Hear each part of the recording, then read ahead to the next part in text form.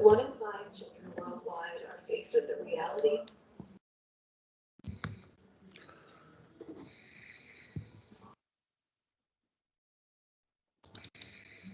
Hello, Chuck. Good evening. Can you hear me okay? I can.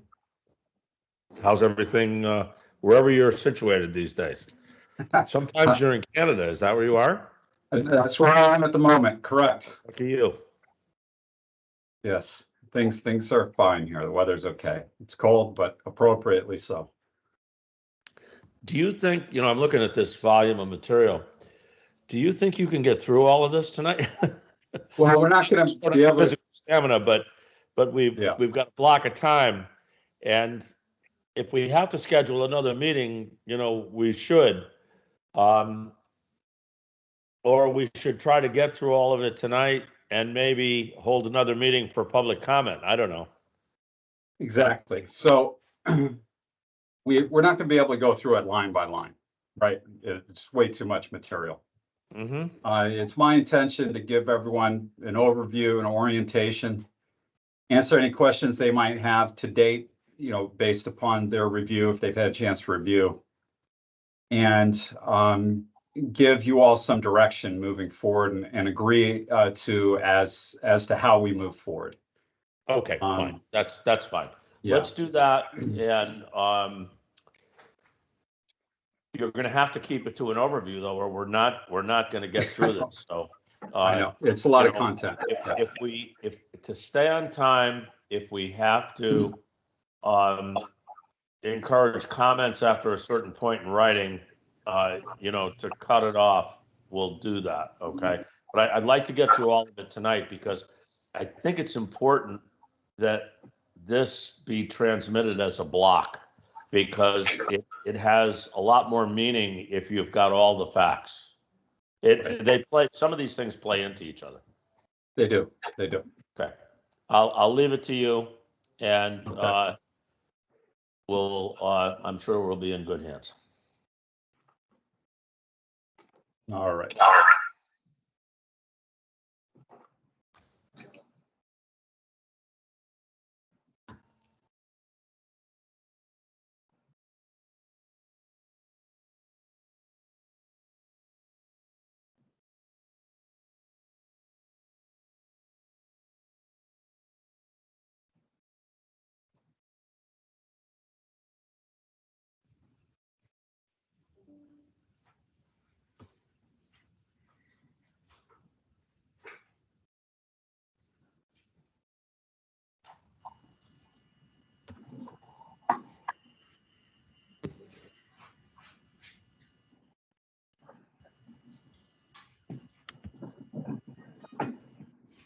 Evening, Maggie. Good evening. This How is are Chuck. you? Thank you for joining us. Thanks for having me.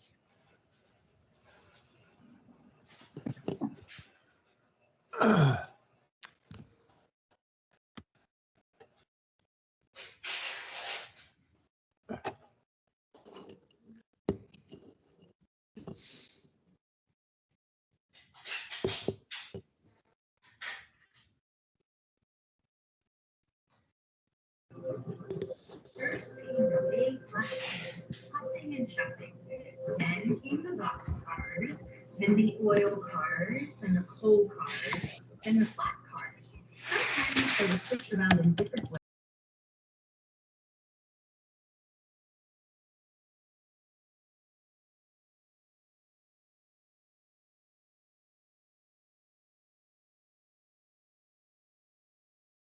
All right, it's 7 o'clock. I just muted everyone because we had some background noise. So if you would like to speak, you'll need to unmute yourself. And Chuck, would you like to get us started? Just welcome everybody. We have recommendations from our consultant this evening, and we have an awful lot of material to get through in 2 hours. So if it seems like we're moving this discussion along quickly, we have to, in order to get through all of the material, and it means more if you get it in a single block. So we'll discuss next steps, and if another meeting is necessary to expand the discussion on this, another meeting will be scheduled. But our objective here is to try to get as much public comment as we can, but to transmit these recommendations to you in a block, because a lot of it speaks, the different parts speak to each other, and I think it's important that you get it holistically. So with that, I won't waste any further time. Meeting is called to order, and I turn it over to our consultant, the wonderful Francisco Gomes. Thank you. All right, thank you, Chuck. And as Chuck mentioned, we have quite a bit to get through, so I'll try to move quickly. That being said, if you have any comments or questions based upon your availability to have reviewed the material we sent a week ago, when at an appropriate time in my presentation, feel free to raise your hand or just unmute yourself and interject. I'm happy to answer any questions. Okay, so our agenda for this evening is to, we'll take a look at our project schedule, see where we stand. I'd like to brief you on the online survey, which remains open. We've had some participation. And then I'd like to get into the recommended amendments and spend most of our time talking about that. And then we'll talk about next steps. So with respect to our schedule, here we are within our sustainability, environmental resource, and resilience work cycle, but nearing the end of it. We've got another month or so booked into this work cycle, and we do have at least one more meeting such as this to discuss these topics. And we had discussed and agreed to do a public presentation. And we could talk about that at the end of the meeting, what form that takes, what format, and exactly when that's scheduled, whether or not it's beneficial to conduct that prior to or perhaps even after our February meeting. So let's talk about that at the end of our meeting this evening. Okay, so the online survey, we've had 223 responses to date.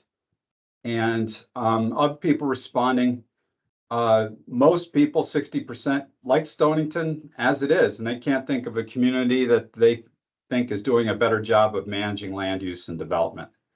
That being said, close to 40% thought of some other communities they felt were doing a better job managing land use and development. All the specifics of this information, including which communities were identified, will be shared with all of you in a comprehensive summary once the survey is closed out. We haven't identified a date to close the survey. We definitely like to get more participation. It'd be great to get up to 1,000. So I think we need to do, and I'll work with Clifton on this, we need to do another round of promotion for the survey to drive up participation. Okay. A few other responses I felt were interesting and germane to our discussion tonight. We asked if development along the shore is consistent with your vision of how land should be used.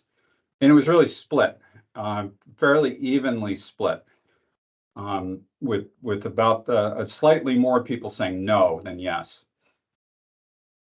We also asked about, are you concerned about the impacts of storm events and potential sea level rise?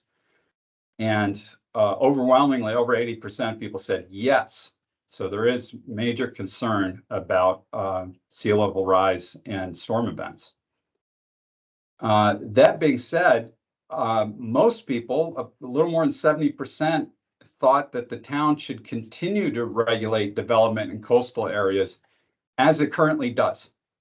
So I think that tells us that people don't want regulation to be more permissive, more relaxed, or less restrictive.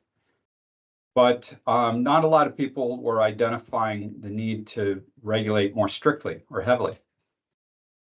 So I think that speaks to a bit of a disconnect between people's opinions about where the risks are, their opinion about development along the coast, and their perspective on the town's role in regulating that development. And it might speak to kind of a concern about how people are developing and using their land, as in the choices that other people are making, versus a desire to have more restrictive regulation that may potentially be imposed on themselves. All right, so there are many, many more questions, and there's a lot of comments that were provided. And as I mentioned, we'll provide a summary report when we're done. Now, let's move on to a subject we've been talking about for a couple of months now, and that would be our recommended amendments surrounding these very important areas. So let me walk you through these general concepts that we had agreed upon, we agreed to move forward with, or to continue to explore the feasibility of amending the regulations to support. And I'll walk you through, I'll give you an overview of all of these, and then I'll jump over to the document I sent over last week. And what I'll do is I'll flip through that, and there are a lot of pages. So as Chuck suggested, we're not going to be able to go through it line by line in detail, but I do want to give you a basic orientation, describe what each recommended amendment is trying to achieve, and talk about some of the potential challenges, and help you better understand them so that when you revisit them, or if you hadn't had a chance to look at it yet, when you do look at and review them, you have much better sense as to what it all means. So with that being said, the first item was to review the both the CAM and the flood overlay district boundaries.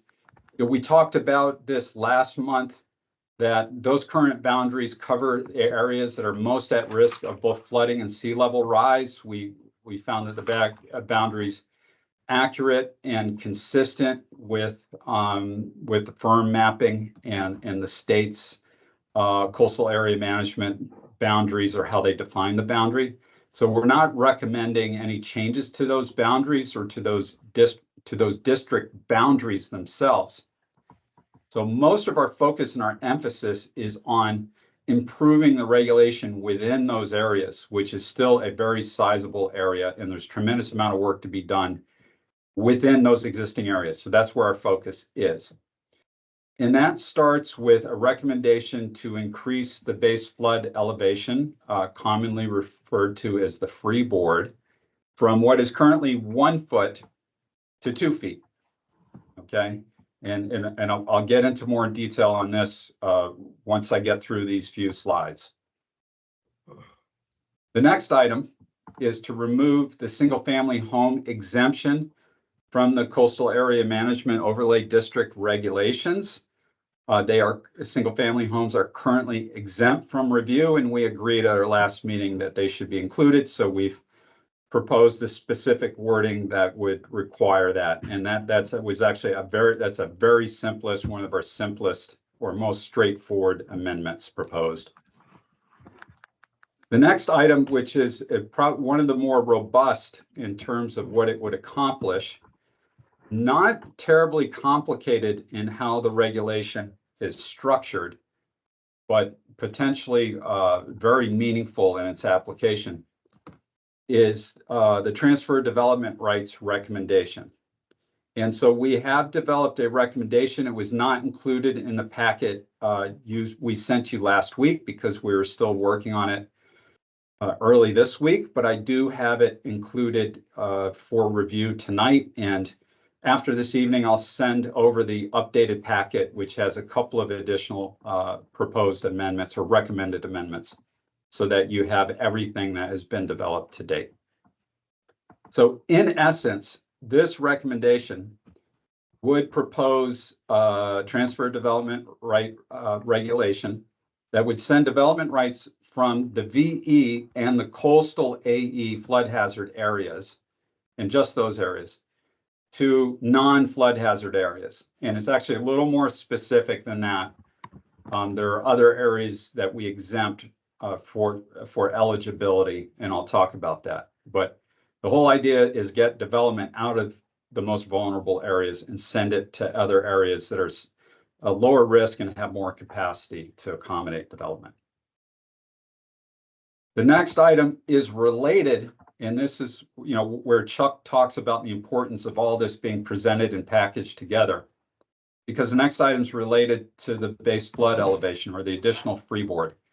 As we require structures to be elevated, we need to provide some accommodation for elevating those structures in terms of building access, the potential need for exterior stairs when you're lifting an existing building up, and also for flexibility with respect to building height regulations, which is not a proposal to increase the building height from the existing 35 feet or whatever it may be, 25 feet to 10 feet higher, but would actually restore, and we talked about this at our last meeting, in our most recently approved regulations that are now currently effective, we had removed a height exception. And this proposal would restore that height exception for those properties being elevated in these flood hazard areas as required by to meet base flood elevation standards. I did confer with the zoning enforcement officer on the use of that height exception, and it was her opinion that it is most appropriately applied and allowed for structures that are subject to elevation to get above base flood elevation. So we put that back in for that specific purpose. And it's a very limited exception, allows for very limited areas of a building, very limited features of a roof line to project above the building height. So there are a lot of controls around that. Okay, next is to expand the setback requirements from coastal resources. There is currently a required 100-foot setback from the coastal jurisdiction line in the coastal AE zone. And it's our recommendation to expand that to include properties that are located in the entire AE zone. So any property in the AE zone that's in proximity to the coastal jurisdiction line would have essentially a 100-foot non-infringement area, as is currently required in just the coastal AE zone. And as a reminder, the coastal AE zone is the part of the AE zone that is seaward of the limit of moderate wave action line. So that's the area that gets the most severe wave action and is subject to the most severe damage from storm surge and storm waters. Whereas the AE zone is a little further back and gets flooded equally, but the velocity of the water, the force of the water is less damaging. And this would expand it to the entire AE zone, regardless of which side of the limit of moderate wave action line that it is on. The flood hazard overlay district regulations, we reviewed the regulations and recommended pages and pages of amendments to be consistent with CTD's 2018 model floodplain regulations for coastal communities. And those model floodplain regulations incorporate recommended changes based upon the state having adopted new international residential building code and building code standards that are more restrictive of development in flood zones. So that's what most of those changes are related to. All right, so that addresses all of our resiliency recommendations. With respect to sustainability, we have a little bit of overlap, but some very different items. Agricultural uses, we had talked about the potential of specifically identifying and allowing for hobby farms. So we've developed a proposed amendment for that I will walk you through. TOD, we determined, and we talked about this at our last meeting, we determined it would be non-beneficial in the Mystic Station area. I talked about transfer development rights. It plays both a resiliency and a sustainability role. And so we're essentially, this is one recommendation. Stormwater management, we have a couple of recommendations to this effect. Recommendation 9 proposes amendments to the stormwater regulations that affect multiple sections of the zoning regulations. Recommendation 15 proposes replacing your floor area ratio requirements with lot coverage limits, which does a better job of directly addressing impervious surface and consequently stormwater runoff. On issues surrounding low carbon forms of transit, we have bike ped recommendations. Because we have such a heavy lift in this work unit, we felt it was more appropriate to directly address bike accommodations during our review of both parking and site design standards, because those areas of your zoning regulations are most directly cover bike and pedestrian amenities or facilities. Item 6, solar. Recommendation 10 proposes an amendment that allows ground-mounted solar to be elevated an additional 5 feet to 20 feet to allow for its use over parking areas. And we also provide an exception for lot coverage, and I'll get into that in more detail. Permit requirements. Upon our review and consideration, we do not at this time recommend establishing an incentive that reduces the permit requirements. And what this was all about was that if we could develop a sustainability type incentive or scoring matrix and a project scored well, then we could potentially reduce a special use permit requirement down to a site plan application or something to that effect. One of the issues with that idea is that it very often requires the diligence involved in a special use permit and all of the documentation provided associated with your special use permit requirements to establish a proposal or an application's conformity with any sort of incentive-based standards. So to reduce that requirement off the bat is kind of working in reverse, because they would first have to do all the work to demonstrate their compliance, by which time they've essentially met many or most of the standards of a special use permit, only then to be rewarded with only having to meet a lower standard. And so it's kind of backwards. We think it's really problematic. So we want to look for other incentives that can be provided. And so recommendation number 11 does exactly that. So the next item is incentives for sustainable and green infrastructure. And we've got 3 different recommended amendments that we have developed, one of which we need some feedback from you, and that's recommendation 11. That's the most robust. Recommendation 16 is very simple. It proposes a green roof incentive.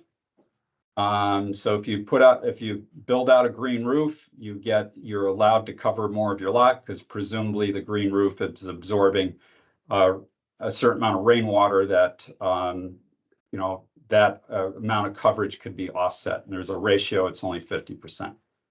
Recommendation 17 is basically the same thing for pervious pavement. If you use a porous, pervious, or permeable pavement, you get a reduction on your lot coverage, or you can cover a little more lot. And that also is set at a 50% ratio. Number 11 is, and this is another item that we had developed just this week, and so you don't have it in a packet sent out last week, but it is in the packet that I'll flip through tonight, and we will provide it at the end of this meeting tonight.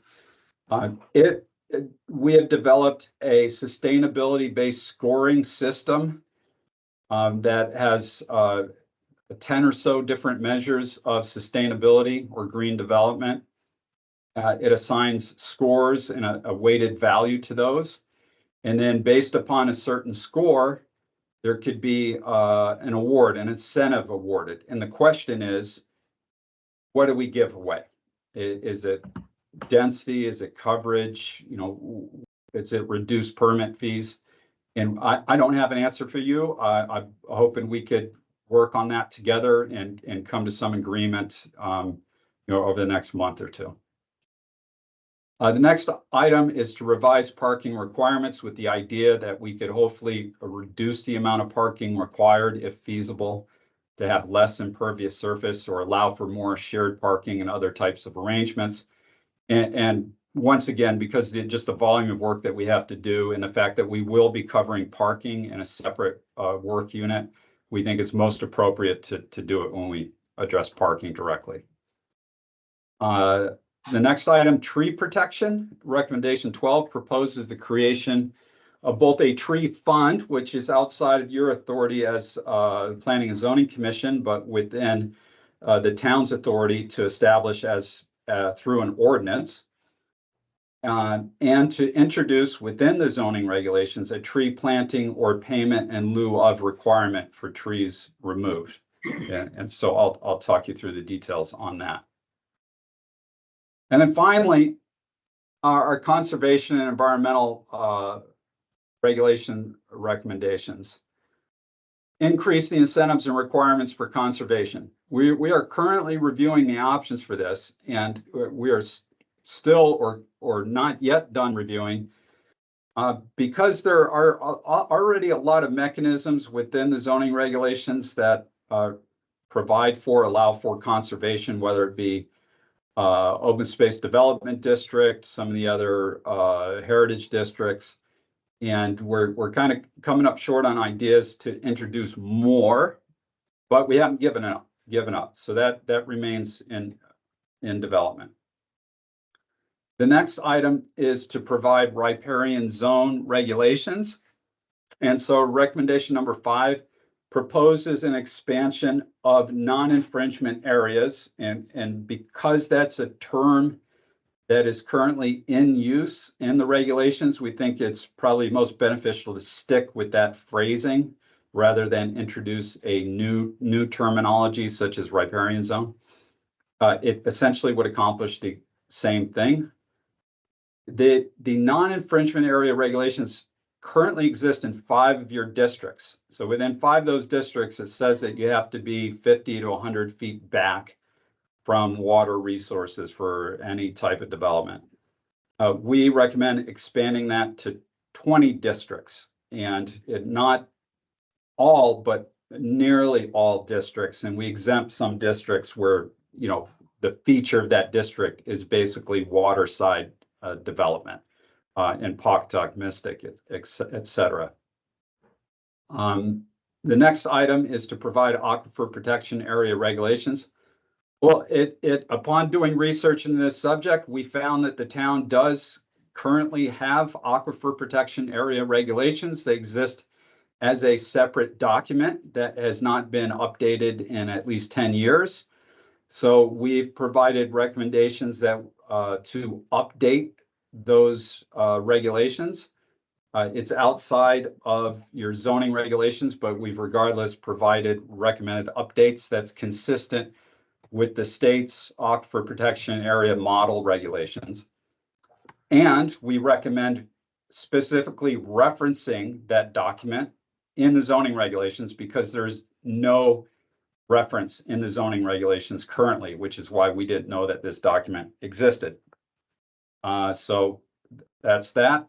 And then finally, we had talked about this last meeting. We reviewed for the potential of ridgeline protection regulations. The state enabling legislation limits that to a very strict definition of ridge lines, which are almost entirely located in and along the Connecticut River Valley. So there's nothing qualifying in Stonington. Francisco, Yes, I go for hate to I hate to interrupt. There was You're not development- interrupting. I just got through a big slog and Okay, I'm no, I thirsty, really- so I really go don't ahead. want to slow you down, but there was a development in Mystic a number of years back that's off of Old Stonington Road. I can't remember the name of the road now. I thought that there Okay. was ridgeline protection involved in that development. I could be wrong, but we might need some clarification on that from the planner. Thanks. It may have been something that was agreed upon as part of that development that they would avoid certain ridgeline areas or sloped areas. The state's definition of ridgelines is limited. In the enabling legislation, it allows you to completely restrict development. as authorized by the state's legislation. It's defined as trap rock ridge lines, of Okay. which you have none. I'll defer to your expertise on that. I just Yeah. wanted to bring that up. Thanks. Sure. And that's my understanding. Okay, and anyone else?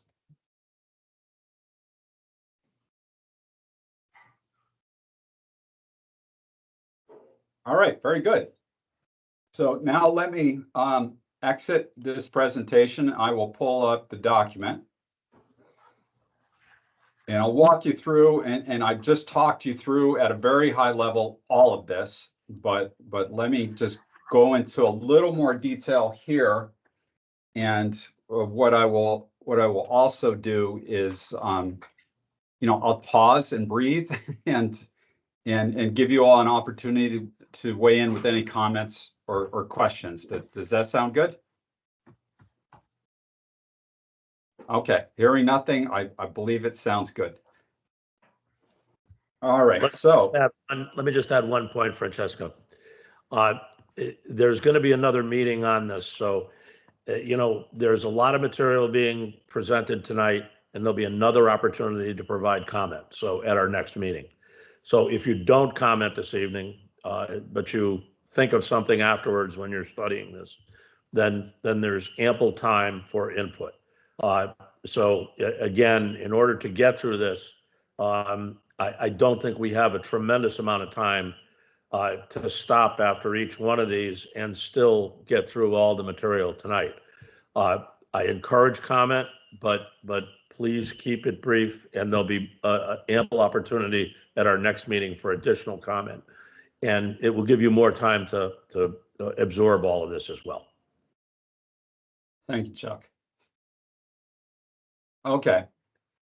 So starting from the top, increasing the freeboard requirement. And so here we talk about going from a base flood elevation of 1 foot to 2 feet. So first, let me introduce you to these documents. So we have prepared the recommended amendments in individual documents that have been compiled for distribution to you, all combined into one PDF.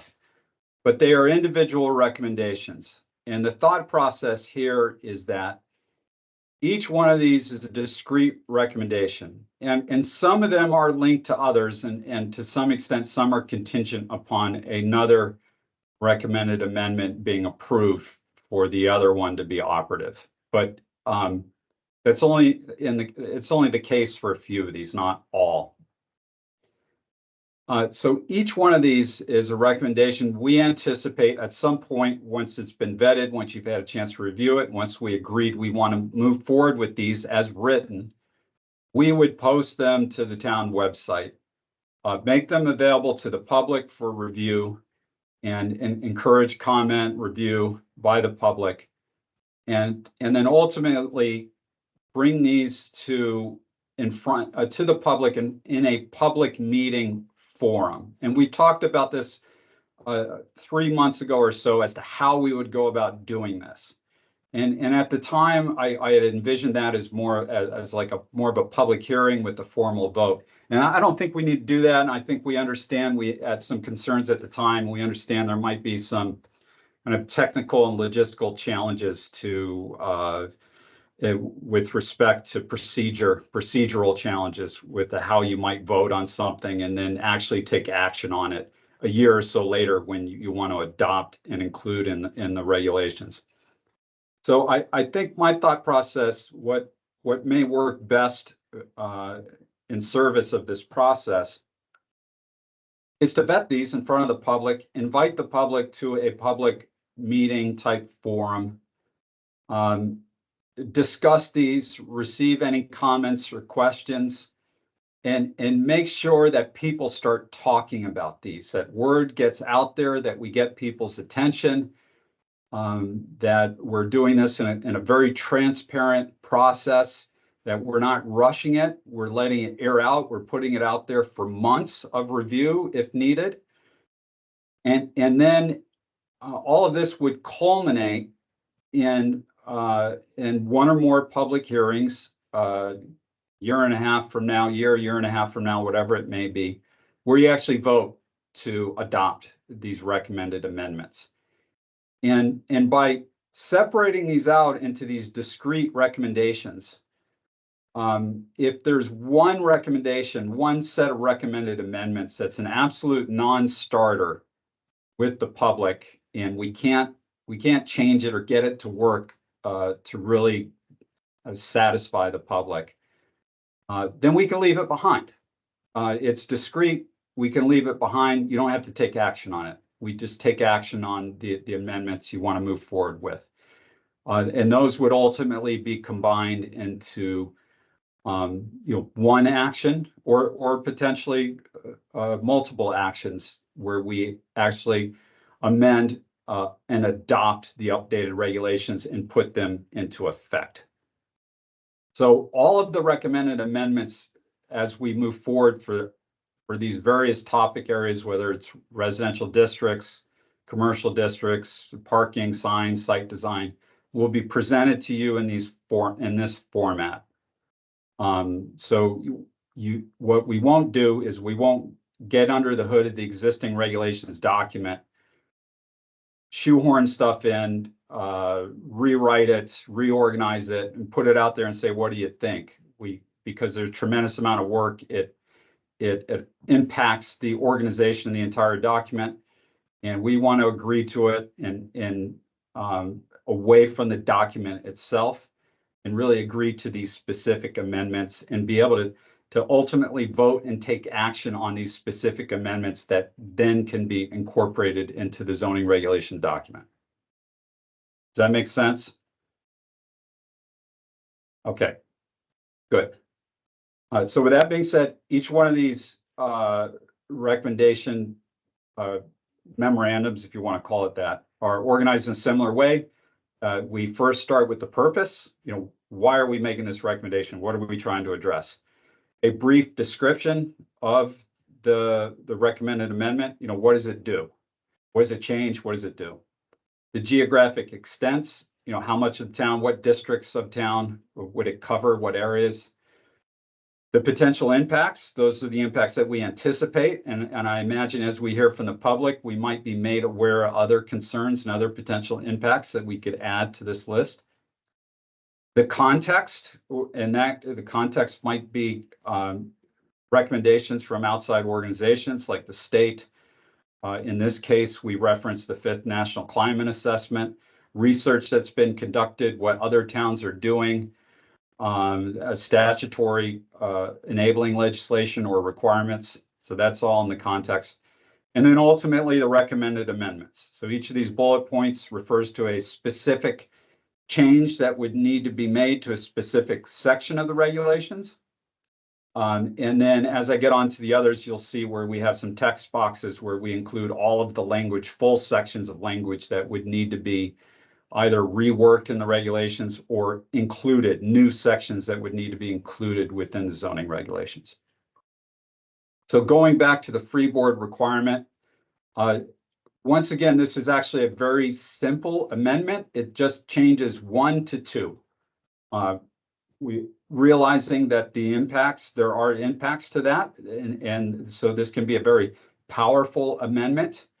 But in terms of the impact it has on the document and the rework done in the zoning regulations themselves is very straightforward. So we've identified the specific sections where it would need to be revised from 1 to 2. And so that affects things like utility equipment, manufactured homes, above ground storage tanks, residential construction, non-residential construction, other types of mechanical equipment, and stated requirements in both the VE and coastal AE zones. All right, any questions or comments on this? And we've got 16 more to go, I think. Yes, Francisco, this is Ben Philbrick. My only comment, I like this a lot, and I like your format. I would just say we need to go higher, 2'6" or 3 foot. If we're going to make a statement, let's make a big one. Okay. That's my humble opinion. So you'll notice in the context, the second paragraph of the context, 18 communities in Connecticut have a base flood elevation of 2 feet above, or freeboard of 2 feet, base flood elevation +2, including the coastal communities of New London and Old Saybrook. Most of them are inland communities, actually. 2 communities in Connecticut, and they're both inland communities or river communities, have a base flood elevation of 4 feet, or a freeboard of 4 feet above base flood elevation. And I forget which 2 those are specifically, but we could pull that up for you. So there is a precedent for 4 feet, not along the coast, which isn't to say it's not necessary or a bad idea. There's no precedent above 2 feet along the coast. Any other questions or comments regarding this, or feedback regarding Ben's What is recommendation?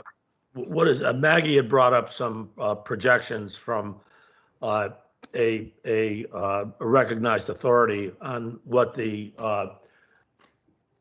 projected sea level rise is. I mean, this is a coastal community, so we have a greater, I don't have to tell you that, but we have a greater sensitivity to this. Yeah.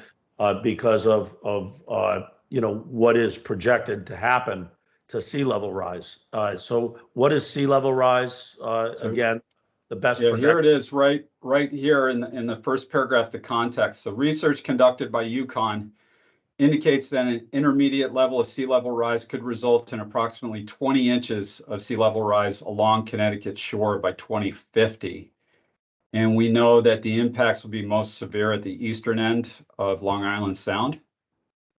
The national assessment has it at 11 inches, but that's an average across the entire coast of the U.S. And we expect it would be more dramatic in the Northeast, and particularly at the eastern end of Long Island Sound, which is why the UConn assessment places that at 20 inches of sea level rise 17 or 27 years from now.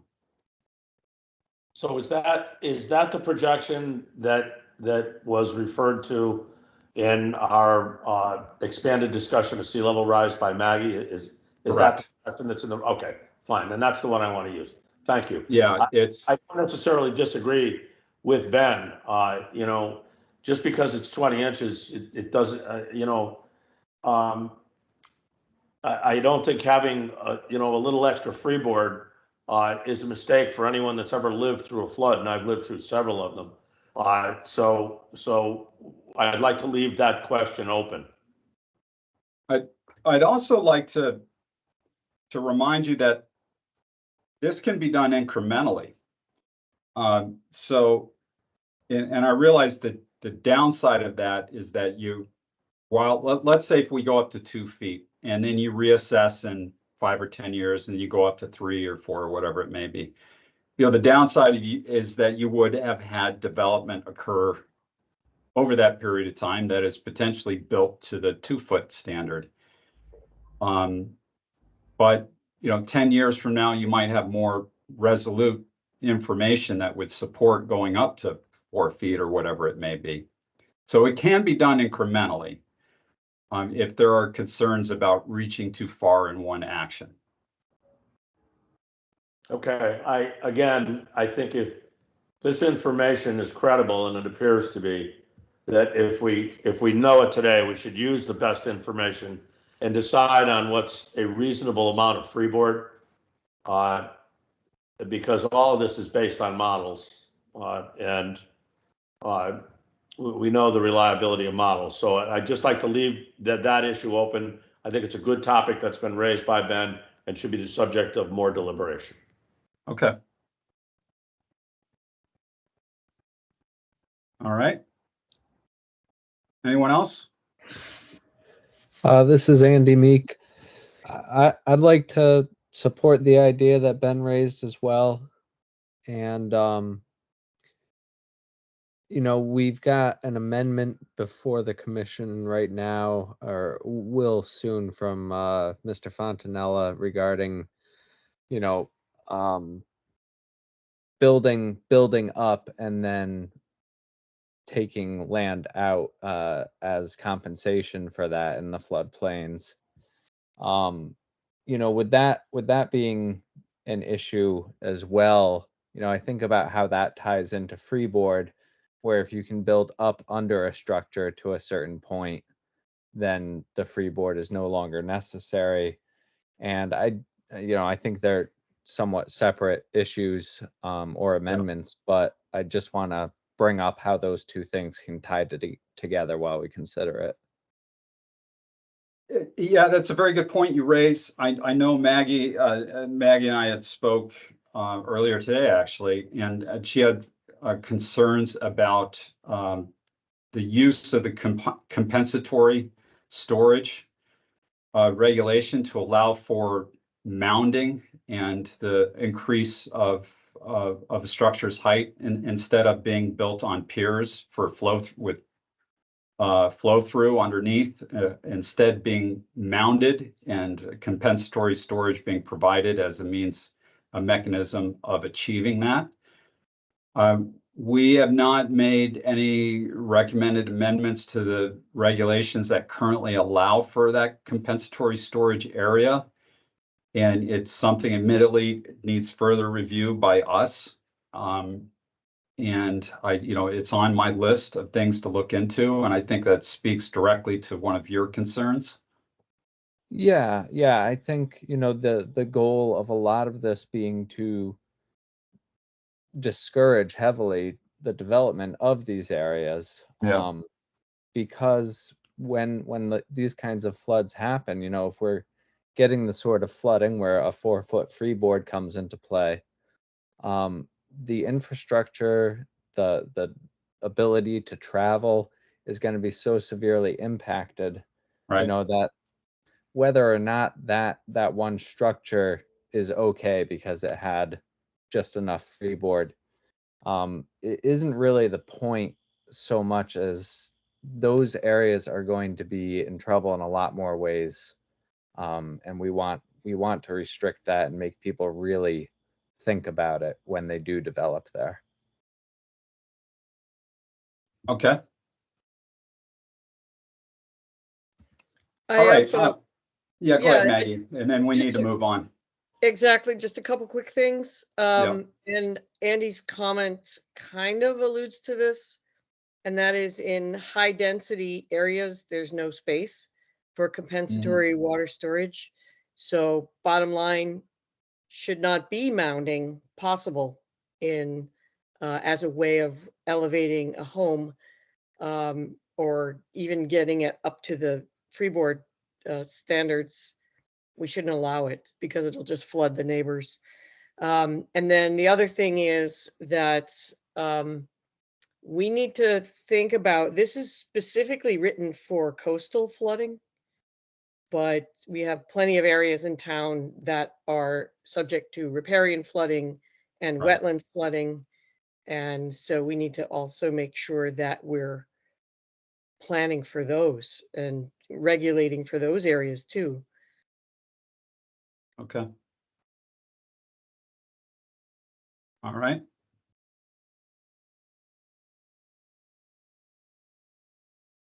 All right, great. Thank you. Let's move on. This is very straightforward. To remove the single-family home exemption from the coastal area management overlay district. And any questions or comments on that? There's one section where the language would need to be changed. This is Ben Philbrick again. I'm in favor of this, the way it's written. Okay.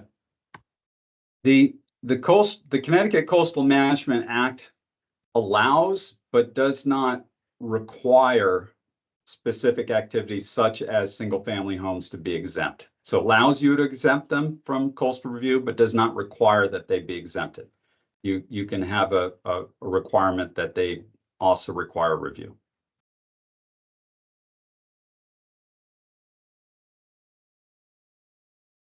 Okay. Good. Francisco, Yes. it's Clifton. I have a quick question on this. Yeah. The way that the CAM applications work is that every CAM application comes before the commission. In a Right. case of a single family home, is there a way we can add something that is done at the staff level? Or would that go Yeah, against the CAM regulations? I I need to wouldn't want look to see into that. I wouldn't want to see single family homes go before the commission. That would just seem too arduous. Okay. Yeah, that's a good idea. Yeah, I need, admittedly, I need to look into it. I think that should be feasible. I don't see an issue with that because the state does not require review of those. Therefore, I think it would be to your discretion as to who conducts that review. But I will Yeah, look it into it to confirm would it. still need to be done by DEEP because we send out those projects for review. But it could be done internally at the staff level, just like other single family zoning permits.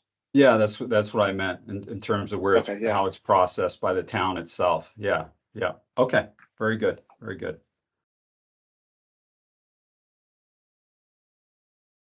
All right, anyone else on that? Okay, very good, thank you. All right, transfer development rights. So as I mentioned, this was not in the packet we sent out last week. But we did put together something to present to you this evening. And so essentially what we talked about is transferring development rights from areas within the coastal AE zone and VE zone, because those are the most vulnerable properties. And it's a manageable number of properties. I think our back of the envelope calculation was like 500 or so properties. We don't have an exact number for you, but it's a manageable number of properties. And essentially the way this would work is that we would designate receiving area. And so we had some ideas about how that would be accomplished. Essentially, we would identify receiving areas as areas outside of any flood hazard area, areas outside of the groundwater protection overlay district, because we're basically sending out development rights and density, allowing for a greater density development, and we don't want it to send that to some of our more environmentally sensitive areas. And then excluding Mason's Island as well, because a good part of Mason's Island is actually not in a flood hazard area, but the connection between the mainland and the island is something that's vulnerable. And so we don't want to send more development to the island. All right. And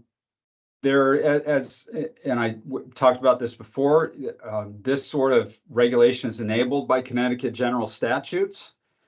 It specifically allows zoning regulation to in their language, in the state's language, to provide for a municipal system for the creation of development rights and the permanent transfer of such development rights, which may include a system for a variance of density limits in connection with any such transfer. So you are specifically enabled and have the authority to do exactly this. There is one other example of a regulation that has been implemented in Connecticut, and that's in Avon, Connecticut, where they use it for a ridgeline protection area, transfer a development from that area to other areas. So let's take a look at the actual recommended zoning amendment language. So you have sending and receiving areas. Sending areas are the areas where you're taking development rights, you're sending them away from. So that's your flood hazard areas, the VE and coastal AE hazard zones. Receiving areas, and I talked you through this already, is not areas not in the flood hazard overlay, not in the groundwater protection overlay district, not on Mason's Island. So that leaves quite a bit of area. And the thought about sending it to a wide area versus directing it to a really fixed, geographically limited area, 1 or 2 or 3 districts, is that you're spreading it out. So you're not overloading development rights into one particular area. You can potentially evenly distribute it across the town. So that's what we have currently proposed. And of course, we're receptive ideas on how we might do that differently. In terms of what the development right means, what is it that you're giving away? What is it that you're transferring or selling? We are defining that in two different ways. Either option could be used as applicable. One would be the buildable area. That being said, how much of the lot of any given lot in a coastal area are you actually allowed to build on? What's the square footage of what it is you're allowed to build on? And you could sell that square footage to another property in a receiving area, and they could therefore increase the amount of area on that property that they could build on beyond what the regulations currently allow. Now, as this is written, as this formula is described, it is contingent upon another recommended amendment that I'm going to review briefly about changing from a floor area ratio standard to lot coverage standard. So that is linked to that amendment. In order for the buildable area to directly translate, you need to have a lot coverage regulation. That being said, if we decided you wanted to stick with FAR regulation, we would simply change this to an FAR, that you'd be selling or transferring the floor area ratio, is what you would transfer. So that's one option. I'd like to think these as options. The next option is you can transfer dwelling units. So if you have property with one dwelling unit, or you have the right to build one dwelling unit because of the zoning district, you could sell that dwelling unit to a developer or property owner in any number of specified districts or for a specified development type. And these are all either districts or development types that allow for multifamily development and provide a density limit or a number of units, a maximum number of units. So we can only have an incentive if something is limited or restricted. And what we proposed here is to allow for those current maximums for each one of those districts or specific uses to be increased by up to, but no more than 50% over what is currently permitted. So if you had a developer, let's say in the agricultural heritage, yeah, go ahead. Is there a question? All right, I'll continue. So if you had a developer, and whether it be the agricultural heritage district, the Greenway Development District, the industrial heritage district, whatever it may be, where multifamily or mixed-use developments are currently permitted, and they were limited to, say, 10 dwelling units, given the size of their property, they could go up to 15, and that would mean that they could acquire the development rights of 5 different single-family properties in a coastal zone. That's essentially how it would work.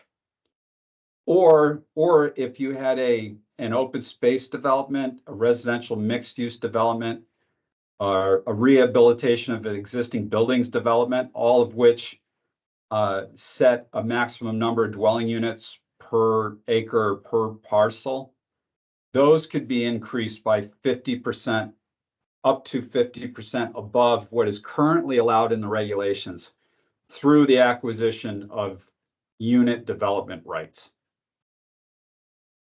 And that 50% is a starting point. We could go up or down, whatever's necessary with that, but that's the basic mechanism of it.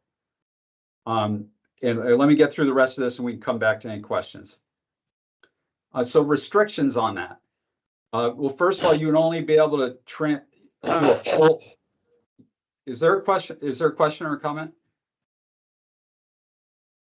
All right, I'm hearing a little bit of noise. Please, everyone, make sure you're muted. So first of all, you would only be able to do a full transfer of development rights from a sending property. That way you don't keep your development rights and sell just a portion of them and build a house anyway. It's all or nothing, basically. So partial transfers of a share of buildable area or a fraction of dwelling unit is not allowed. And then you could either sell or transfer buildable area or dwelling units, but not both. You can't double dip. You can't both sell the dwelling units and the buildable area. You have to pick one or the other. In terms of how this would work, the permit requirements, basically any development that uses a transferred development right is subject to a special use permit. So even if it were only otherwise require a zoning permit or site plan application, if they plan on using a transfer development right, they need to go through a special use permit process. You would require an A2 survey for the property from which the rights are being transferred. There could be an option for in lieu of actual ownership. An applicant could demonstrate that they have an option to purchase. In case that's a factor in the final sale, approval of that transfer is a factor in making a final sale. And you'd have requirements that both parties sign all applications submitted to the commission. And then finally, there's a requirement of documentation in the Stonington land records to document that the development rights are no longer held on the sending property and that no further development is possible. All right, so that's it in a nutshell. We got it all on one page, but I could see a lot of content being added to this. So with that being said, I do see a hand up. So if you have your hand up, please go ahead and provide comment or ask a question.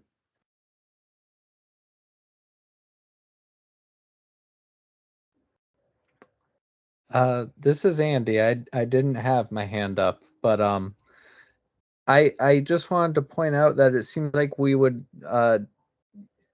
if you're able to transfer buildable area, it seems like a lot of times an increase in dwelling units would come with that. Say you're transferring it and Yep. somebody you know, in one of the more rural parts, say the R80 or something, they add another, you know, an accessory dwelling unit because now Yep. they're able to build more area. We need to be able to kind of tie those things together or just allow the accessory dwelling units more easily. You know, I'm not sure how one or the other would work, I guess is the only Okay. point I'd like to make. Yeah, so let me try to walk you through that a little bit, which isn't to say I think we have it exactly right. I think it's all up for debate. So the idea is you can't sell both. You can't sell both the dwelling unit rights and the lot coverage or building area rights. But you could acquire both. So you could acquire the right to build another unit, and then you could also acquire more coverage if that's what you needed. Right, so you could acquire both, but it just doesn't allow the seller to transfer both. Now we could decide that we wanted both, that they should be part and parcel, right? They should both go, and that's fine too. I think one of the advantages here is that we're really encouraging a receiver, someone who's putting together a project, to acquire rights from different properties. So you're taking more sending properties kind of off the market, so to speak. Not, you know, there'll probably be more cases than not where the development is primarily limited by the density limits or the dwelling units allowed. and they actually have more land they would be otherwise be allowed to build on. You know, they could afford to build out more footprint of building, more parking. But they're primarily limited by the density limits. So I think there's a lot of cases where a developer just needs to be allowed to build a few more units of housing, and they're still well within their what would be their coverage limits, what they're allowed to cover. With respect to accessory dwelling units, this isn't intended to allow for, we already have an accessory dwelling unit regulation. It's already, you know, fairly permissive, or at least we loosened it up some. This is really intended to send units to multi-family type development, larger scales of development. However, a single family property owner who maybe wanted to do an accessory dwelling unit, but they've got too much of their lot coverage, they've got patios, swimming pool, you know, tennis court, whatever they have, they could then acquire the coverage that they needed to accommodate the accessory dwelling unit that's already allowed through our accessory dwelling unit regulations. So they wouldn't need to purchase another dwelling unit, right? If that makes any sense. Clifton, I see your hands up. I'm not sure if it had been up earlier, but why don't you go ahead? And I think Maggie has her hand up, and we'll go to Maggie. Sure, I'll be brief. I believe Maggie and someone else had their hands up before me. I think I just have two kind of either questions or concerns with as written. Yep. The first, I would question or wonder if this puts an incentive on or a requirement on the town to create a sort of permit bank or a development rights bank. Because if somebody wanted to sell their development rights and didn't know how to find a buyer for those development rights, they would kind of be stuck in a holding pattern until a developer came in or just miraculously found the person to sell them the rights. So I feel like there would be a need for the town to intercept somewhere in the middle and either create that development rights bank, which would need to be pre-funded, or basically play middleman. So that's my first small thought. Okay. And then the second one, I am a little worried if we don't designate a specific receiving area, we might perpetuate a form of sprawl from the coastal areas into the more rural parts of town. And I don't think that that's necessarily the intent, but I could potentially see, you know, developers with larger pockets buying up cheaper, more rural land and using this sort of metric to create larger subdivisions in more rural areas. So I would like to see if we can find a way to tighten that up a little bit. Okay. All right. Thank you. You know, to your first point, you know, I don't think it's incumbent upon the town to provide a bank or a fund where monies are held and to be involved in the actual transaction. You know, it may be beneficial if such a regulation were passed that the town held a registry, just a simple database of who is interested in selling a right and who may be interested in acquiring, and just basically, you know, provided a forum to match people up. It may also be that local realtors find a market and a service here and actually conducting some of these transactions and advertising them as well. Good point. Okay, Hi. Maggie. Oh, Yeah. sure. Oh, sorry, go ahead. Yeah, the floor is yours, Maggie. Okay, yeah. My first point concern is related to Clifton's second one.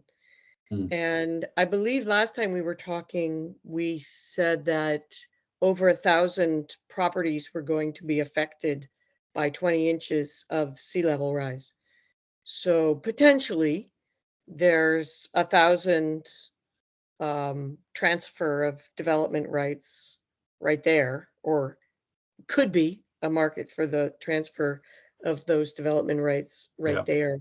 And I'm wondering, both if we could identify where those zones might be, that would be best buildable areas, so that we're not putting too much pressure on valuable wetlands, riparian corridors, and designated open space.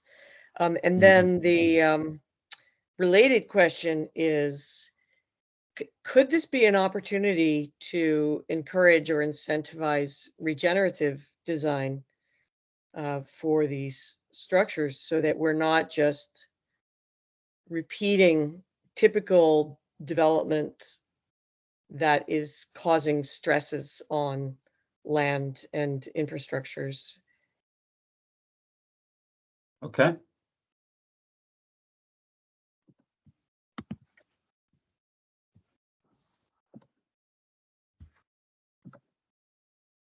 All right, and I don't have any answers for you, but I'm noting all of this.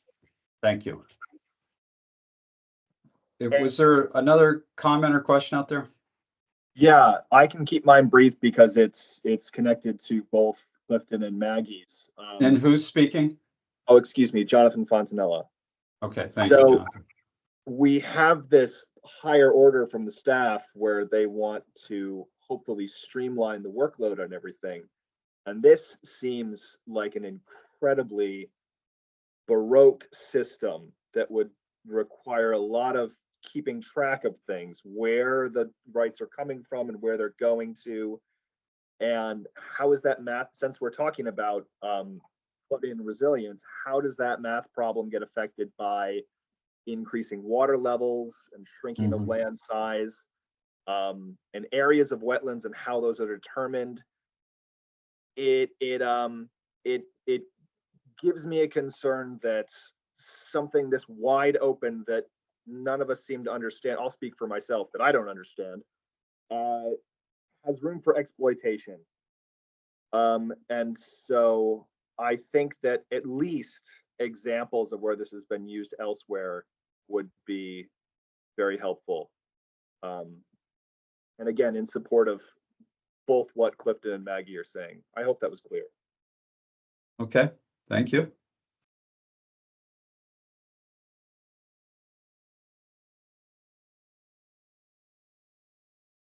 Move on here. You're getting All right. you're behind on the agenda. So Yeah, that was a big one though. Okay, recommendation 4 is to accommodate required increases in building elevation. I talked through this earlier. It basically allows for exterior stairs and ramps. Currently, you don't allow any form of exterior landing, stair, ramp to encroach upon the required setback.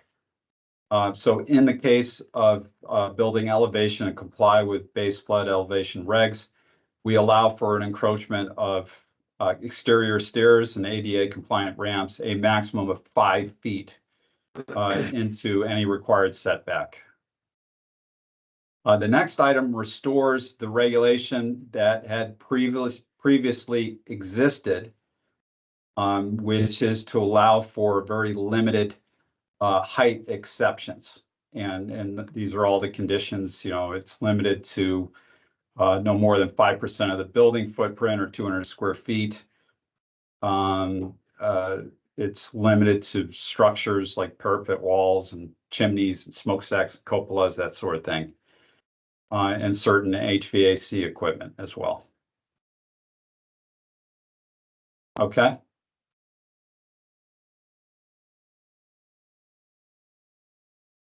All right. So let's move on to the next. Recommendation 5 is expand non-infringement area regulations.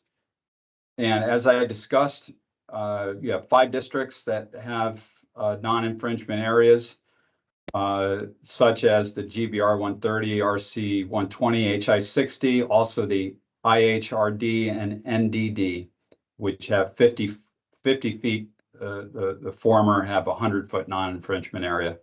We recommend expanding that regulation to include an additional 15 districts. And we would organize, right now, those regs are spread out all across the document, those non-infringement area regs in each of the district sections. We recommend putting it all into one place. That would be new section 12.2 entitled non-infringement areas. We describe what they are applicable to. And basically the requirement is that the non-infringement area be provided adjacent to brook, streams, rivers, ponds, lakes, inland and coastal wetlands, tidal marsh, estuaries, ocean waters, any water body. And the permitted and prohibited uses include all uses prohibited in non-infringement area with the exception of boat and yacht facilities. All uses are prohibited with the exception of boat and yacht facilities, public trails, greenways, water quality restorative activities, and agricultural activities. That's the way the language is currently written, so we uphold that. Essentially, we provided some recommended distances, and it varies from 50 to 100 feet. Essentially, we maintain the 100 feet that's currently in the GBR 130, RC 120, and HI 60, and we apply a 50-foot non-infringement distance or setback in all other districts where recommended. Any questions or comments on that? Francesco, is there a way, I know this might be a lot of work, but it's going to be a lot of work. And if it's impossible, I understand. But is there a way to highlight these on GIS so we can see what impact this has? I can't get a sense of the order of magnitude of this without seeing it in that way. And I think GIS is the only platform that we would have to scribe this on. I did ask my GIS tech if they could do a basic analysis and like quickly, because we don't have any budget for this level of analysis. And assuming that we can do that efficiently, then we will do that type of analysis just to get an idea of how many properties, additional properties are we talking about. And so I'd like to get you that analysis, provided we can do it within the resources that we have at our disposal. Okay, I'd like to talk to the GIS tech offline. And it might be easier to create an AutoCAD file and do it in AutoCAD, but we'll save that for the discussion. Okay. Clifton, I see you have your hand raised. Yeah, Francisco, I want to talk to you more about this one offline. But just brief for everyone's awareness, I spoke with Candy, the zoning enforcement officer, about this item, and her and I agree that this would be an enforcement nightmare on our end. She said at minimum hundreds of properties would immediately become non-conforming and be eligible for any sort of variance for any sort of development. In which case would just bloat the zoning board of appeals process more so than it already is in relation to the non-infringement area. But we can do that math together alongside with what Chuck was asking with the GIS. But yeah, from a staffing perspective, we would not be able to accommodate this with our current staff. That's my fear as well, but it's hard to say without actually looking at it. You can't grasp the scope of this by but I think everything Clifton just said is a major issue. So thank you. Okay. Maggie, I see have your hand raised. Go ahead. Yeah, real quick, is a non-infringement area the same as an upland review area? No, because an upland review area just requires review. You could still potentially build something out in that area. It just requires some review so that whatever's built, the impacts are mitigated Okay. And then quick question on the visible edge of the wetland. Yeah. How is that determined when there are seasonal wetlands that expand? That's what significantly? that's what soil scientists are for. So you would have to get your property surveyed, and that's what they do. Soils and wetland scientists. Yeah.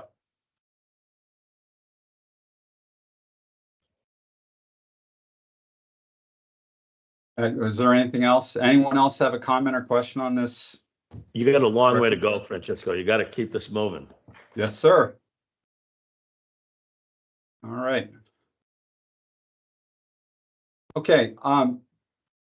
Next items require a setback from the coastal jurisdiction line in all flood hazard areas. And so this is very similar to what we were just talking about, right?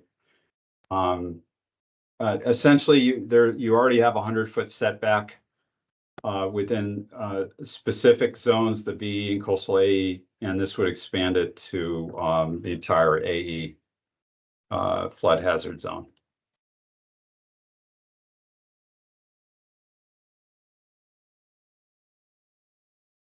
Comments or questions on this? Are there the same concerns surrounding this as with the non-infringement recommendation? Clifton, I wonder if you have any thoughts on this one. Yeah.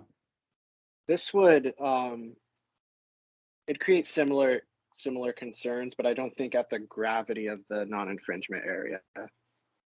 Okay. Anyone else? This is Andy. Could I offer the idea that as part of sort of working to restrict the development along these vulnerable areas that we have, maybe there could be higher fees associated with the applications for them in order to fund some more of the staffing that's necessary for some of these very, these are just good ideas that we should be trying to figure out how to make them happen. And if staffing is the issue, I'd like to see a way to fund the need for that built into some of the changes we're working on. Okay. All right, Maggie, very, very briefly, please, because we got to move on. Will do. There are a number of mechanisms that other towns are using to raise money for staffing for these kinds of things. So we can talk about that later. Okay, thank you. Thank you. All right, let's move on. Update the flood hazard overlay district regulations. And I'm not going to walk you through all this. I think it's best that you all just take what is here, open up the existing zoning regulations, that section, and do a side-by-side comparison. There's a lot of content here. In short, this has stricter development standards and construction standards that it requires within the flood hazard areas. As required by or as the need was generated by the state adopting the 2015 International Residential Code as the state building code. So here we've got several pages of content that needs to be amended or added in a description of all of that. And there's just way too much detail to get into here. I do want to call attention to some items that do not exist in the current regs. You don't have a section on enforcement and how enforcement is conducted, so we add that. And just going back to, you do have a section on the duties and responsibilities of the Planning Commission, but you don't, within the regs, specifically appoint the Planning and Zoning Commission as the authority or the administrator of the regulations, of the flood hazard regulations. So it's important to specifically call that out, which we do in this amended language. Okay, let's move on because could spend the rest of our time on this section alone. And this requires a couple new definitions to be added, and for some of the definitions that are currently in section 20 to be compressed, all consolidated into the flood hazard regulations, because all these terms are specific to those regulations. They should be moved into that section of the definitions. Next, hobby farms. This sustainability element, the idea being allow more people to grow food on their own land, and that's a good thing for sustainability.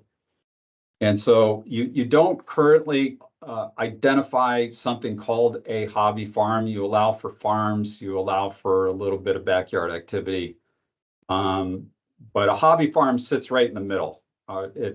Someone that's got some animals and maybe they're making a little bit of supplemental income, but they're not farmers. And so that's what it is. That's what it allows for. So it's our recommendation to allow hobby farms as an accessory use in the GBR 130, RC 120, RR 80, and the AHD districts. So in your least dense, more rural districts, and to define it and to put some guardrails, some regulations around that, allowing it to single-family residences only on lots of 2 acres or more. Define what may be kept on a hobby farm. Here we exclude horses and cattle, but we get back to us with your ideas on that. We exclude roosters.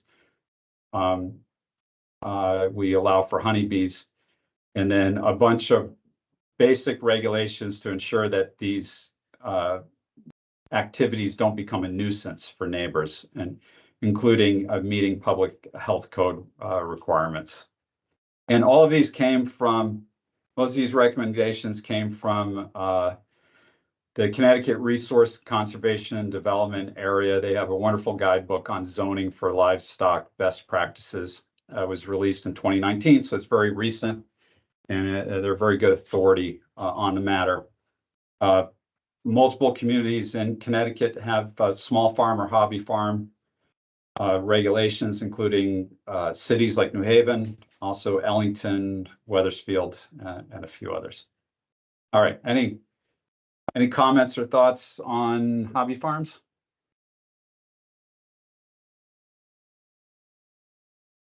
All right, let's move forward.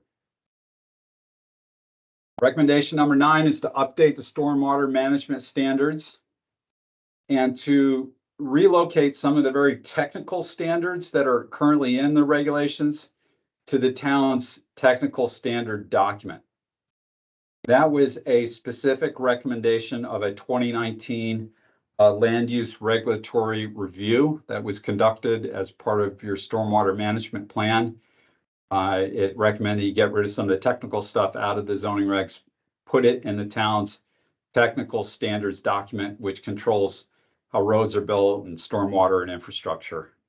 So we do recommend extracting some language, amending and updating some language as well, to be consistent with the very recently released and soon to be effective this February, I think, 2023 Connecticut Stormwater Quality Manual.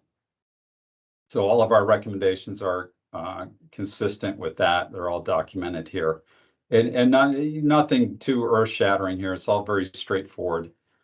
But basically, it removes some of the onus from the zoning regs to get all the technical stuff right. And instead refers back to either the Technical Standards Manual or the 2023 Connecticut Stormwater Quality Manual itself. By example, in this section here, we say stormwater management shall be provided, designed, constructed, and maintained to adequately handle runoff without it adversely impacting natural resources or adjacent properties in accordance with Section 3 of the Town of Stonington Technical Standards document. So we don't need to describe exactly how that is done because that document already does. Furthermore, the use of low impact development stormwater management solutions is strongly encouraged and best management practices identified in the 2023 Connecticut Stormwater Quality Manual should be employed. So that's the gist of it. Okay, any questions or comments on that? Hi, this is Ben Philbrick. I think it's a great idea to do just what you've proposed. Thank you. Okay. Thank you, Ben. All right. For what it's worth. Okay, thank you. Thank you, Jonathan. Okay, let's move forward. Ground-mounted solar energy systems. Allow them to be 5 feet higher so that they can be put over parking, and then provide more flexibility for lot coverage. Right now, ground-mounted systems can only cover 10% of a lot. But if we're going to allow them over parking lots, which are already impervious surface, then it would be a good idea just to exclude any systems over impervious surface from contributing to that 10%, so that we're only counting the ground-mounted systems that are over open space or pervious surfaces.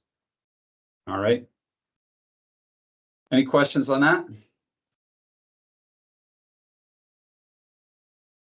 Okay, good. We're moving along. All right, here's a big idea. I'll need you to really take this back and give it some thought. So as I mentioned, this is not something that was in your packet last week. The idea is to provide a sustainability incentive. So for development that hits a high amount of achievement in sustainable measures, what can you do to encourage that? What can you award or reward that type of development with? And that's, you'll notice in yellow highlighted, is we have yet to identify what that should be. And I'm really looking for guidance from all of you.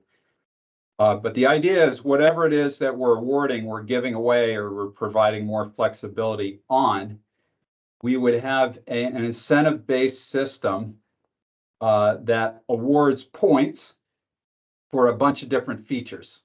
So it could be a LEED certified building, regenerative design, a lot coverage that's covered by natural permeable materials. So the more of that you have, the more points you get. Contiguous tree coverage you get points for. Native plants planted, on-site capture stormwater. The more you capture on site, the more points you get. On-site solar, geothermal heating, cooling, use of gray water, pervious porous or permeable pavements, use of those, green roof, electric vehicle charging stations, bicycle parking, public sidewalks, and dark sky compliant fixtures. And I'm sure we could add some to this list.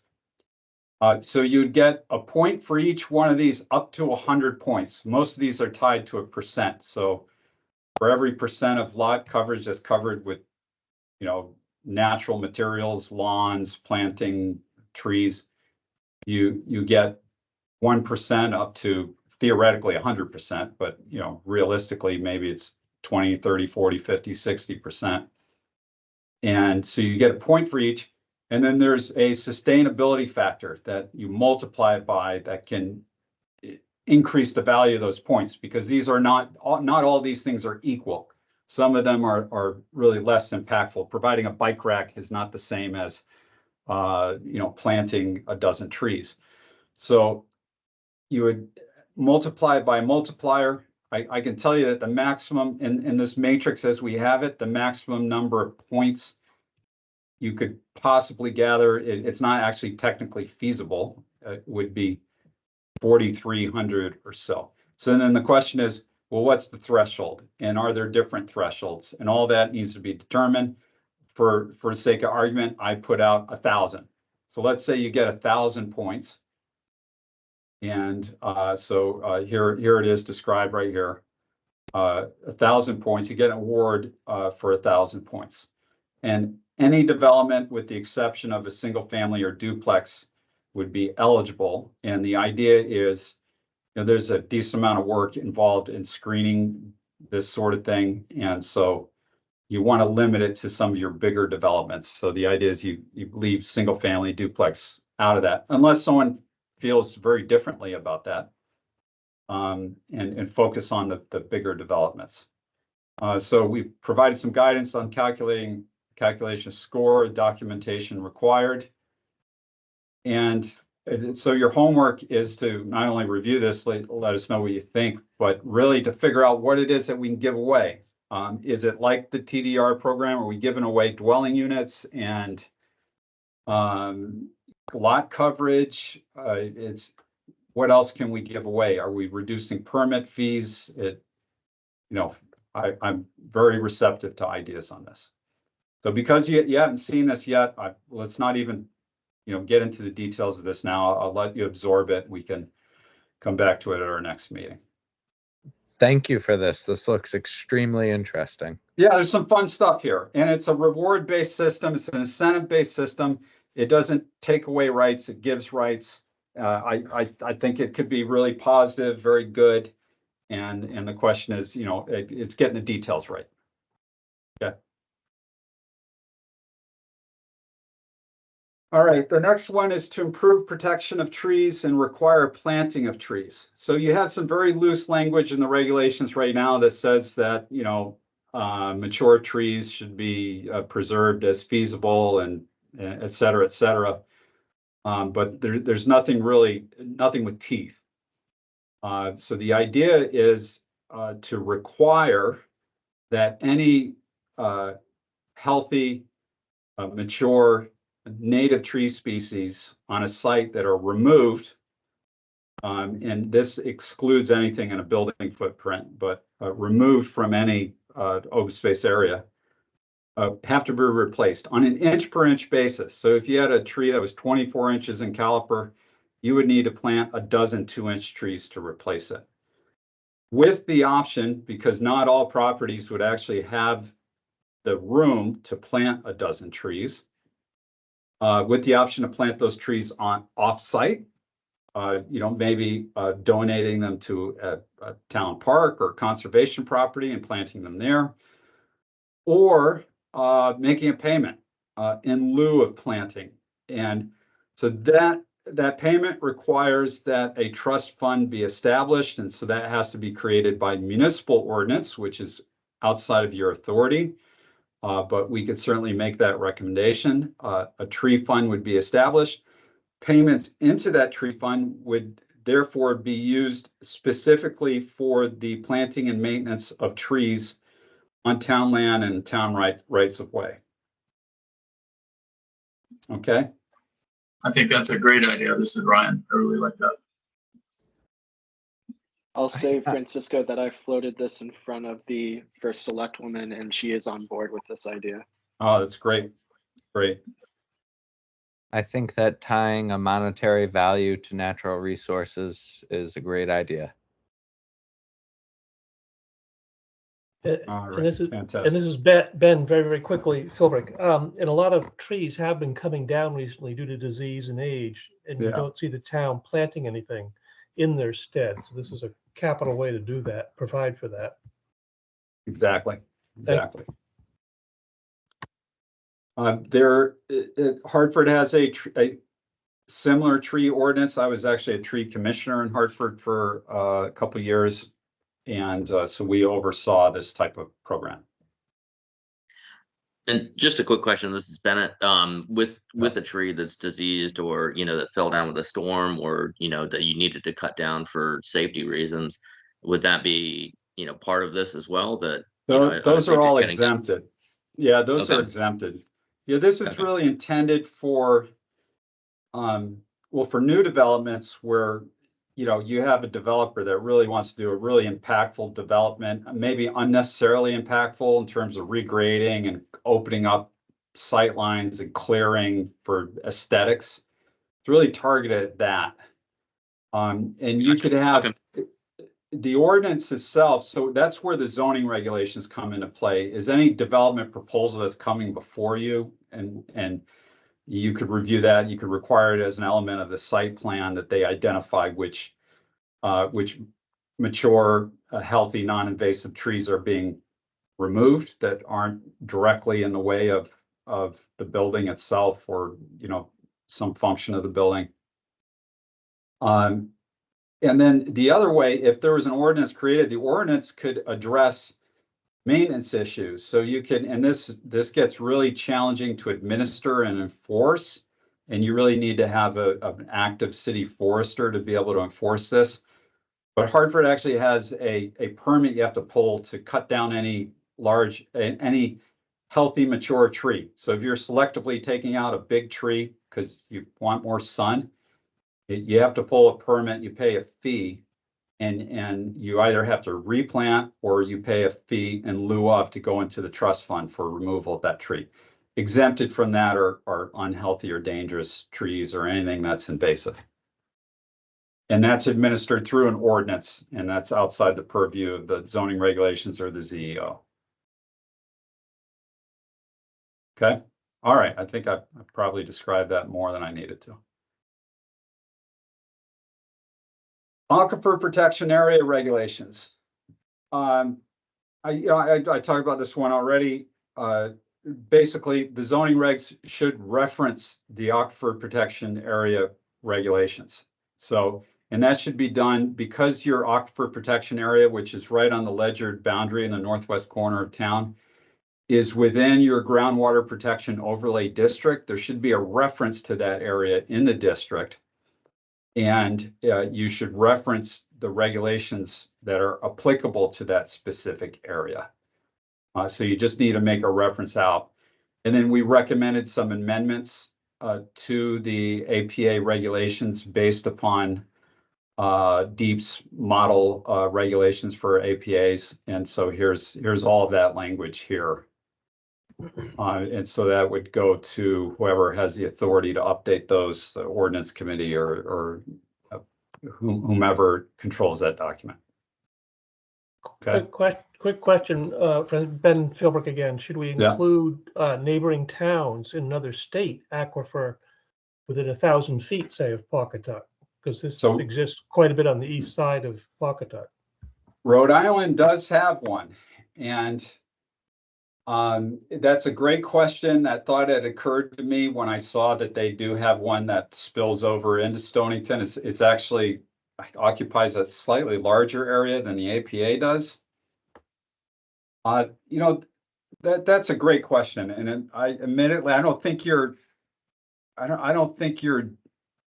because of the jurisdiction. I don't think you're required, but it probably deserves a little more investigation. I think so too. Thank you. Okay. All right, I'm making that note now.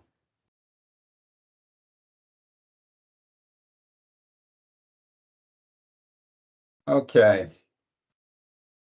All right, here's a very important idea. It is to establish lot coverage limits and eliminate the FAR standards. And let me explain the difference between the two. FAR is floor area ratio. It is concerned only with how much floor area a building has in ratio to the size of the lot. And it's really intended to address density of buildings. It's a little less effective for and not intended to regulate the amount of lot that's covered with impervious surface, because it really is just concerned about the building, and it would allow you to build a parking lot or pave out as much of the lot as you want. You know, provided you're within setbacks and some other basic controls. So you really have no way, currently you have, for most of your districts, you have no way of controlling how much of a property is covered by impervious surface.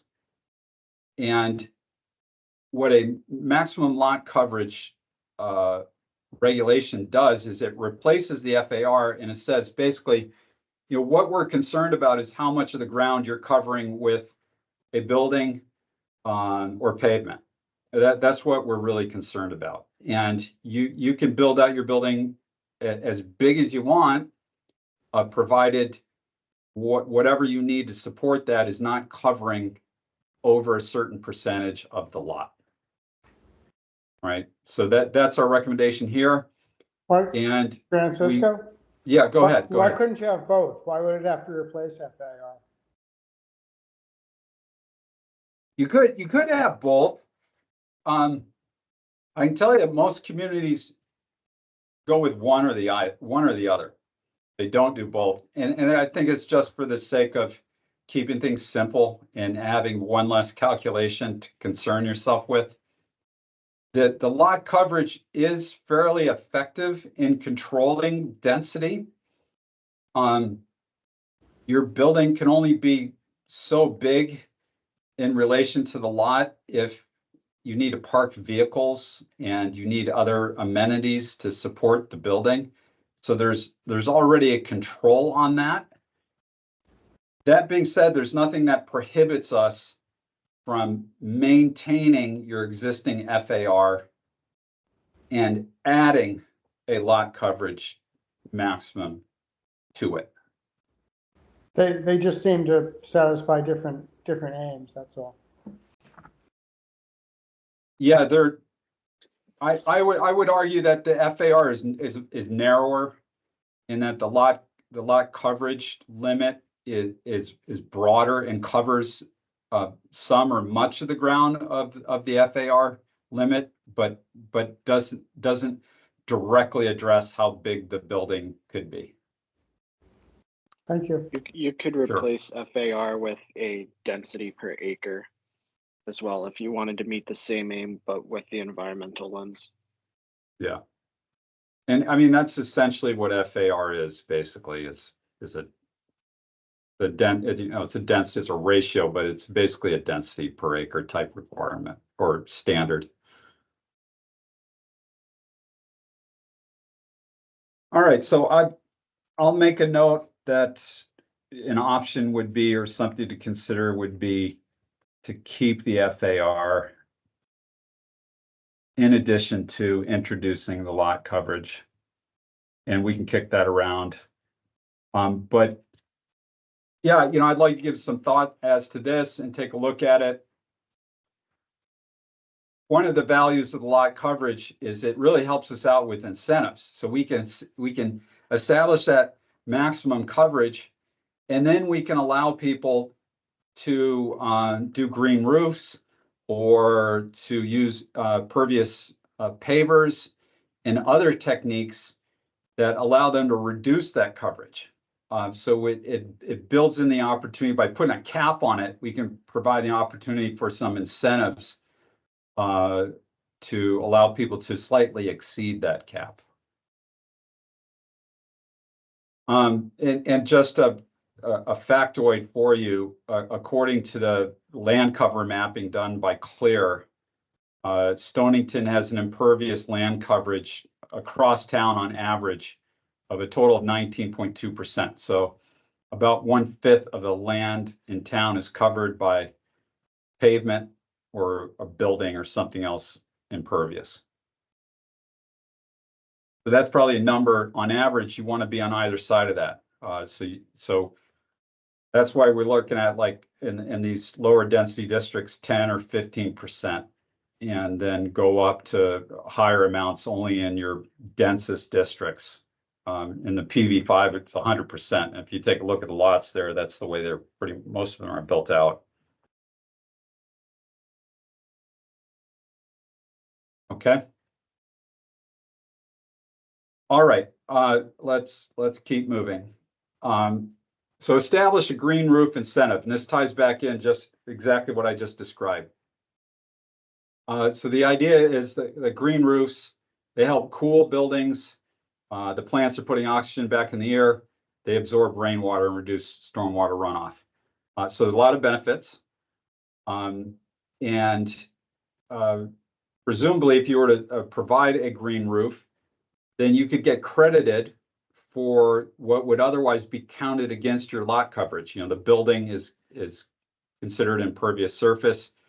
It adds to your lot coverage. Well, if you do a green roof, you get a credit. Now, it's not 100%, but we recommend a 50% credit. So it may allow you to do a little more on the site. Say they wanted to put on some patio area and they are close to their limit. if a green roof were planned, could get in that extra impervious surface. Is there a study of just how much a green roof does reduce runoff?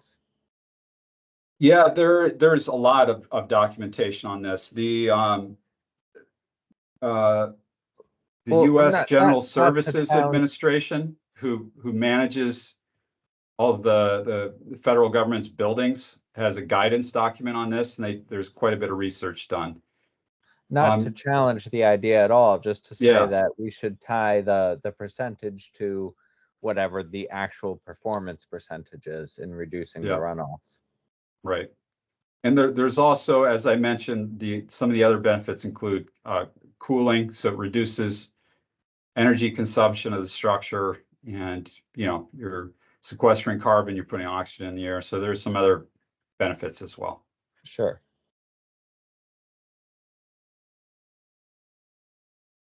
Okay. All right. Similar to that recommendation would be a recommendation to establish a porous, pervious, and permeable pavement incentive. And same idea as the green roof, same approach. You allow the use of those techniques. You provide some restrictions, such as prohibiting its use in the groundwater protection overlay district, where you don't want car oil seeping into the ground. And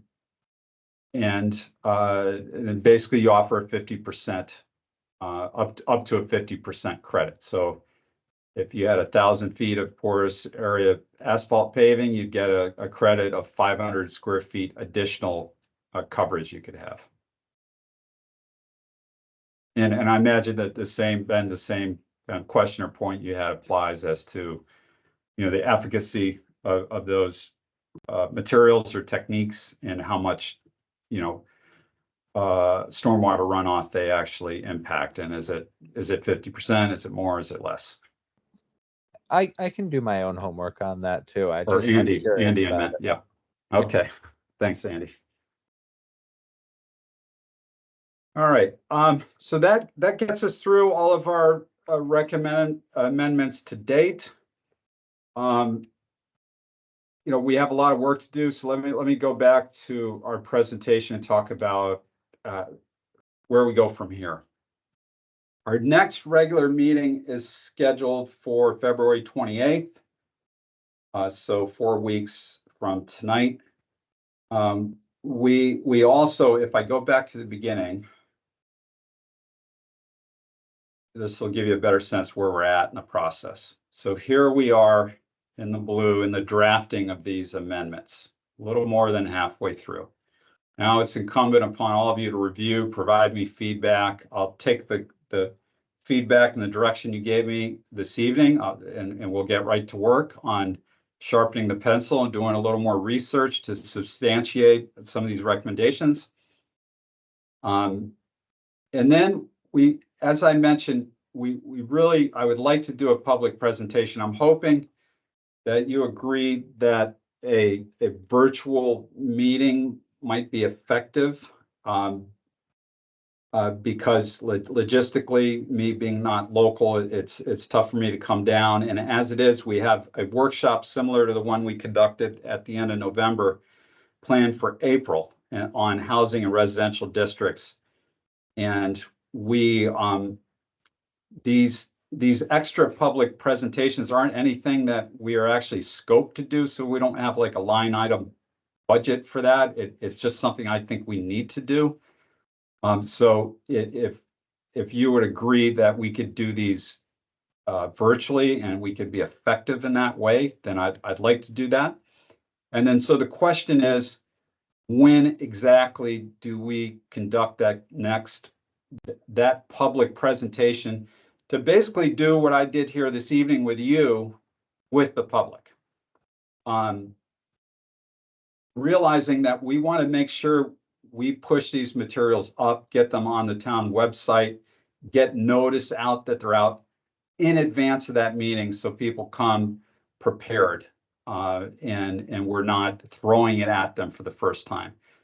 So I'm thinking that the 19th, February 19th is probably too soon, and that it would be more beneficial if we met that last week of February, came to agreement as to what it is that we want to put in front of the public. And then at some point in the first half of March, held that public virtual presentation. And I wonder what your thoughts are on that.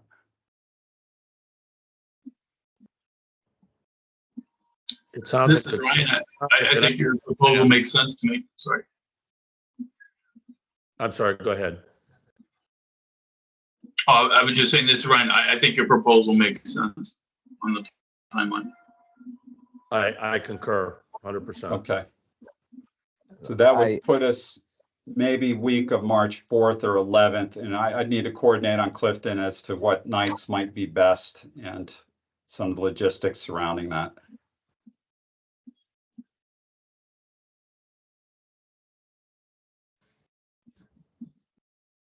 Okay. Any other questions, comments, direction for me? This is Ben Philbrick. If we do have comments, do you want us to email them to you or to go through Clifton? All the both? Clifton. Okay. I prefer to be Clifton. That way I know he's always in the loop and he can kind of collect those things. He knows all of you folks and you have his contact information. He can funnel them to me. Okay, perfect. Thank you. And you did a good job plowing through all this information. Yeah, excellent job. I felt compelled by Chuck's insistence. I'm sorry. It's just that it does mean more when you have the whole, concept, all of these things together. And I think it's a good idea for all who are participating tonight to feedback as much as they can to us in writing. And there is ample time for more public comment on this. I do appreciate the host of following we have here and, loyal followers. And I thank commission members who are present tonight and all those who have been so faithful and committed to being with us at these meetings. That's why we try to keep them to 2 hours to pack as much in as we can and take as little of your personal time as we have to. So thank you all. Unless you have something else, Francesco, or there's something else from the board, I think we can let everybody loose for the evening. This is Ben Philbrick. I'm sorry to be such a pain in the butt, but it would be great somehow to get that survey out to the public more. I don't know. I'm at a lack of imagination, but if we only have a couple hundred to be, as you say, 1,000 would be amazing. So Yeah. Somehow we all need to get that word out for the town. When you say survey, you're not talking about the setback drawing we talked about. You're talking No, the online survey. The survey. online survey. survey Yeah. of opinions, right? Yeah. Okay. Yeah. I don't know if we need to get flyers out at farmers markets. I'll figure out something. Okay. I can help I'll brainstorm. work with Clifton on that, and yeah, we'll do another push again. Okay. Good thought, Ben. Thank Thank you. Okay. Thanks, everybody. Okay. Thank you. All right. Thank you. Thank you, everyone. Good night, and please look Good night. for the updated document and as well as a copy of this presentation from Clifton. I'll send it over to Clifton for distribution to all of you. Okay. Many thanks. The Yeah, meeting is Francisco. adjourned. Thank you. Okay. Good night, everyone. Thank you. Good night.